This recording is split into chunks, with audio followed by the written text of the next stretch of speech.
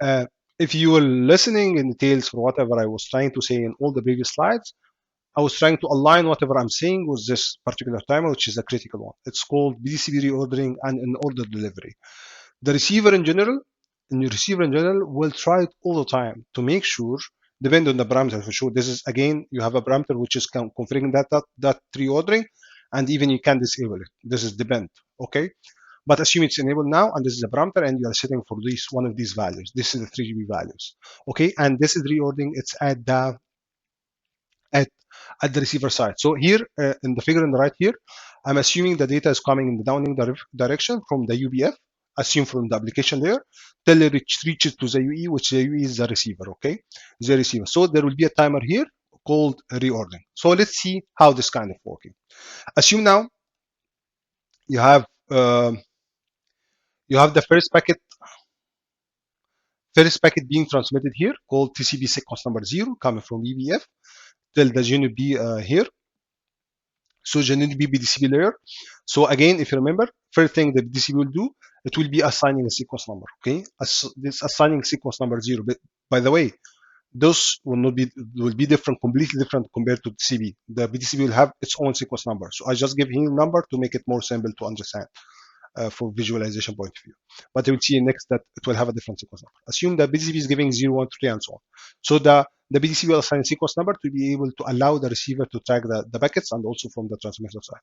Then this packet successfully delivered from the GNB till the receiver has successfully received this packet. Then the second sequence coming from the TCP or from the TCP and upper layer towards it's coming with sequence number 100 from TCP, and it's allocated sequence number 1 from the DCP layer, and again it's reached till it reaches successfully to the UE. Then you have a third packet being transmitted, which is having 400 from TCP and sequence number 2 from the PDCP GNB side, from the transmitter side. This packet being lost actually. If you move here, this packet I consider is dropped, so it's being lost. Then the packet number 4 here is being transmitted, which is sequence number 3, and also transmitted till the UE RLC layer. So here what will happen, it will not be for the UE PDCP and RLC layer, this is the application, it will not be forwarded from the PDCP layer until this timer expires. See what happened. Once this sequence number 3 is being received here, because the UE was expecting to receive 012, so but he received 013 because this is out of sequence, so the UE at the receiver will start this kind of timer. It's called reordering, and this reordering will be starting, and it will be key. For example, assume it's 100 milliseconds. So once it's expired, in this case, timer is expired here. It will be forwarding that part for the application layer out of sequence delivery. This means that TCP layer here will be receiving 0, 1, and 3. And by the way, the TCP having a capability of doing the reordering if it's received the packets later on. Back sequence number 2, it can do the reordering, and also the TCP can do something called selective acknowledgement, can do a retransmission based on timers, and have different things we discuss in details in the next session. But the case here that you can see, this is kind of delay accounted. Whatever packets is going to be transmitted, even 3, 4, 5, 6, 7, 8, all of that will be holding at the PDCP. It will never transmit it to the TCP layer or upper layer until this timer is being expired, until it allowed to move forward here. And assume this timer is very high. If this timer is very high, this means we are increasing the latency, okay?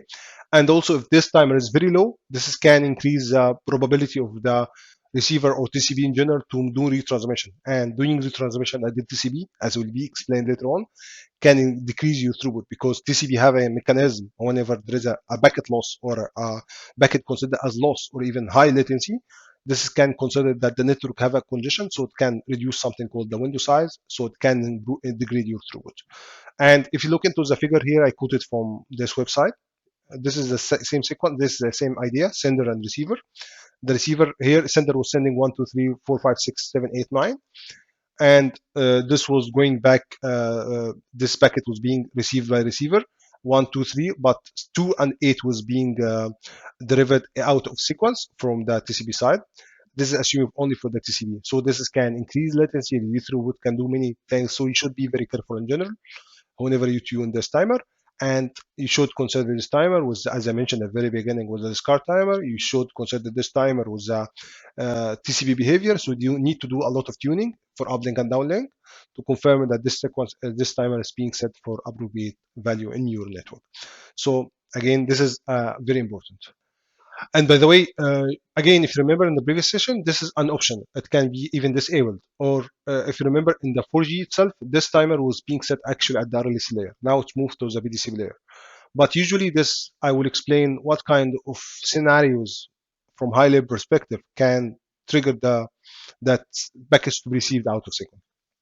I will explain to you because sometimes you need just maybe you need not only to tune the timer, you need even to try to solve the root causes which is causing this kind of out of sequence delivery within the radio perspective.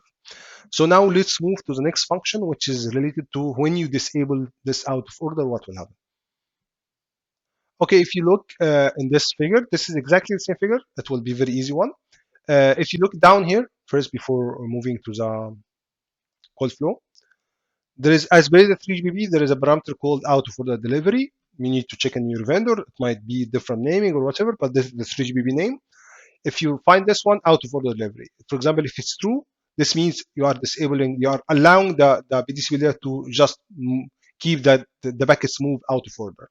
If you read this sentence in the left here, in the case, for example, the out of order delivery flag can be used to specify that the receiving PDCP entity is not required to provide in sequence delivery of the higher layer. So if this one is used, this means the PDCP is not required to provide in sequence delivery. It will just deliver whatever it receives, despite it's in sequence or not in sequence.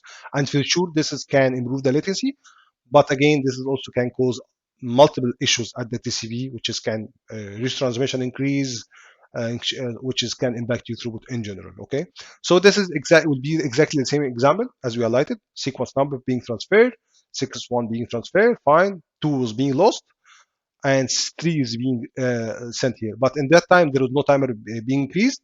And this time, what will happen? Just the UE BDCP receiver will be directly sending because there is no timer. It will be directly sending the packet without waiting for any particular time. And maybe later on, it will receive the sequence number 2, and TCP can now make the reordering by itself, as will be discussed again in next session. This is out of order delivery. Now let's move to the last function of today about the BDCP. But before moving to a last function, this is actually I listed based on the logic. It's not based on the standards or based on documents, but I was just trying to think what kind of problems or issues in the RAN perspective can increase out of order. For example, receiving out of order. For example, assume you have a carrier aggregation. Okay, so this means you will have kind of two cells, two carriers. Let's assume one carrier was very low speed and the other was high speed, or one carrier was poor coverage and one was good coverage. So you will be receiving for those two carriers different packets, right? Each packet will have packet will be transmitted through to the different carriers with different sequence number. But once it's received the receiver, it might be received and the delay due to different latencies between the carriers. So again, tuning the carrier aggregation would be in that case you should be very careful not to tune it for keep it on all the time. You should be very careful as well because again this can increase the end-to-end latency. Again, dual connectivity as we discussed before, dual connectivity in general, same concept, 4G leg and 5G leg, maybe one of them having a problem, so this can cause also varying in the details. And RLC and hard transmission in general, bad radio condition, you will have one packet being lost in the air interface, and during the retransmission takes time until it's received to the receiver, so this will cause a sequence gap. Also with the flow control or the BDCP discard, as we mentioned, maybe the BDCP discard uplink or downlink can make a discard if the time is very low. You can discard a packet which is already having associated sequence number, and if you discard that part, assume that what's already going there as retransmission, or even discard it very early. In this case, this also can cause a gap in the sequence delivery, so this can cause the reordering to be started. And also the X2 interface between the also in the NDC scenario, the X2, for example, is down or having problems or having a high delay or whatever, congested, whatever, can also increase the delay. So this can also reach into that you'll have out of order delivery. This is again something from my mind. You can maybe if you have other ideas, you can add it in the comments and share it with me in case you have other thinking or you have seen something from your experience.